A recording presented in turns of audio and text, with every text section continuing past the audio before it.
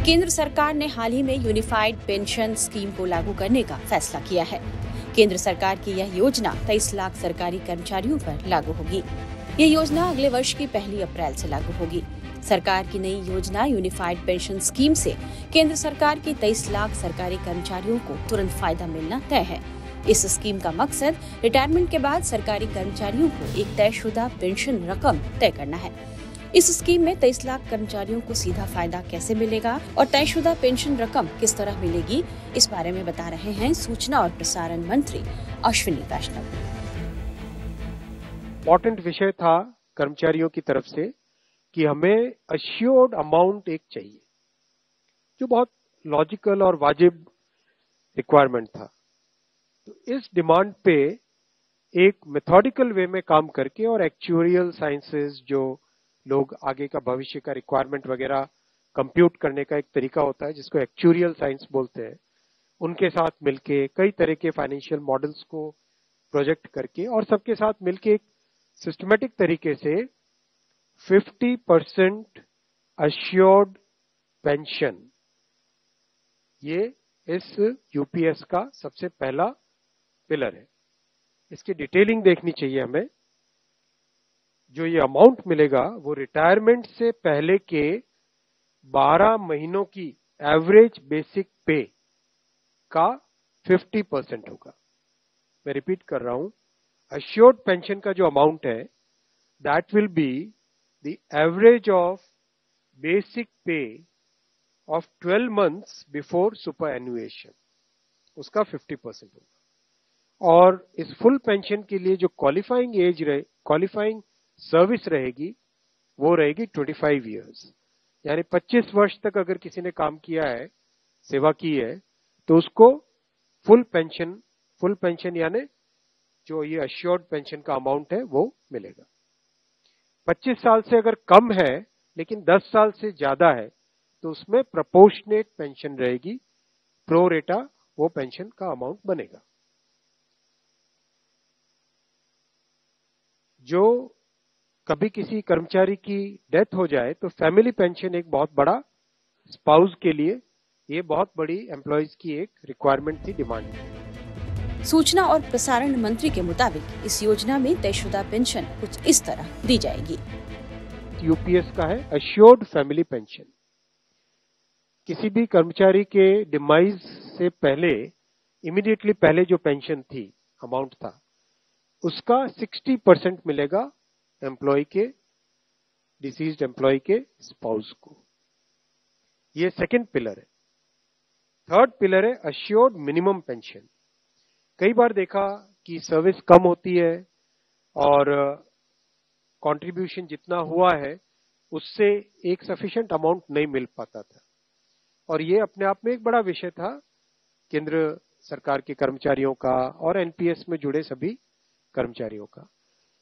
इसीलिए एक minimum assured minimum pension 10,000 rupees per month, वो इसमें यूपीएस में थर्ड पिलर ये रखा गया। यह स्कीम महंगाई भत्ते यानी डीए से जुड़ी हुई है, यानी जैसे ही महंगाई बढ़ेगी तो पेंशन की रकम में भी इजाफा ही होगा। डीएनएस रिलीफ यानी महंगाई से रिलेटेड रिलीफ जो मिलेगी तो वो आज की तारीख में होते होते करीब 15,000 रुपए पर मंथ हो जाती है, which is a substantial relief part of this entire pension system. Fourth pillar है इन्फ्लेशन के साथ इंडेक्सेशन।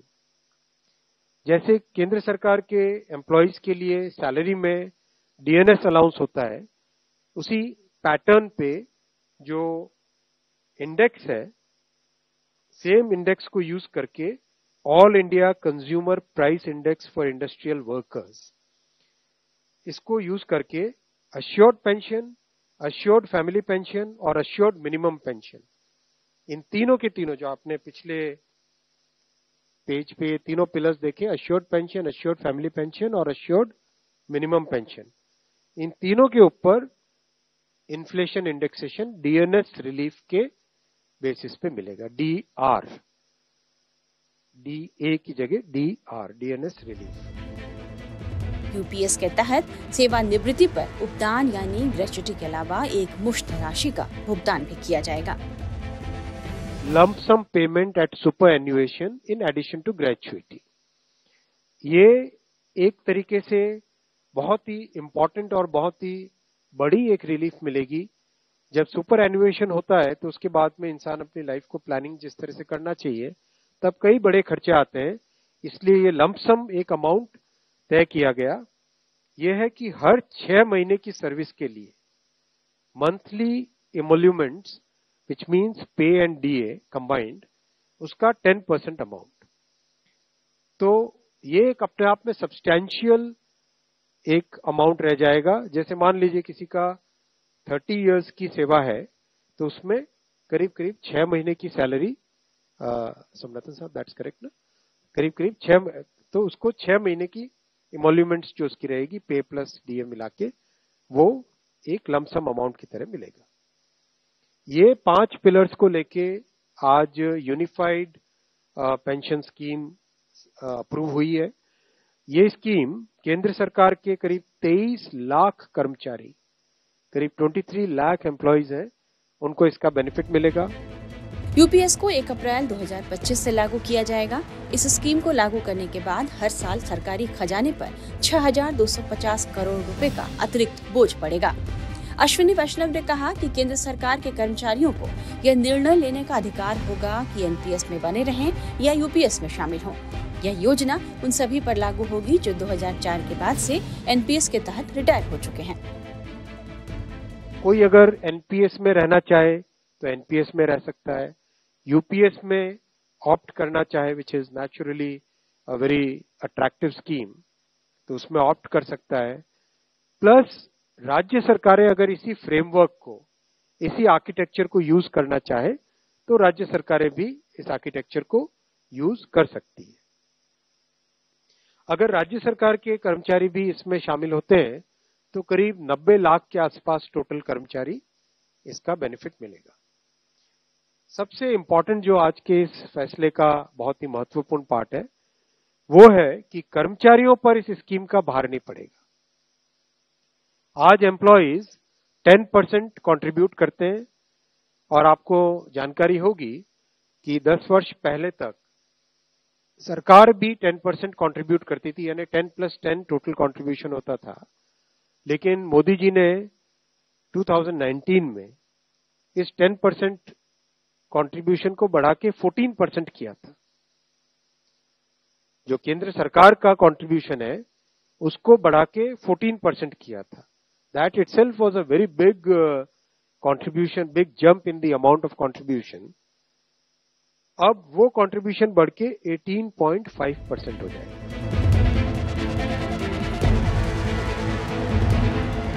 अब आपको बता दें कि ओल्ड पेंशन स्कीम यानी ओपीएस पुराना सिस्टम था जिसमें कर्मचारियों को उनके आखिर वेतन के आधार पर एक फिक्स पेंशन मिलती थी। इस स्कीम में कर्मचारियों को किसी तरह का कंट्रीब्यूशन नहीं देना पड़ता था जिससे सरकार पर बोझ पड़ता था। वहीं एनपीएस एक निवेश आधारित पेंशन स्कीम है जिसमें कर्मचारी और सरकार दोनों का कंट्रीब्यूशन होता है। इसमें पेंशन की रकम बाजार में निवेश किए गए फंड्स की परफॉर्मेंस पर निर्भर करती है। कह सकते हैं कि यूपीएस लागू करके केंद्र सरकार ने विपक्ष के हाथ से एक बड़ा मुद्दा छीन लिया है।